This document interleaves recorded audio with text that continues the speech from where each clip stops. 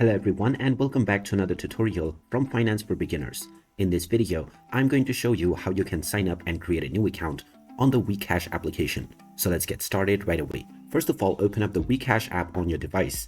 And once you are taken into the homepage, you have the option to sign in with your Google account or as a guest. Now, even if you don't have an account already, you can use the sign in option, which will then allow you to choose your Google account. Just select your preferred Google account from your phone.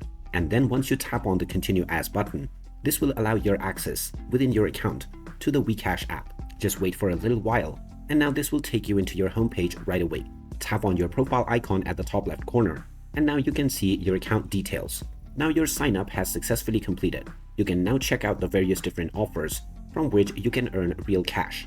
You can change your account information by tapping on your profile icon, and now you may also change your username as well as your email address.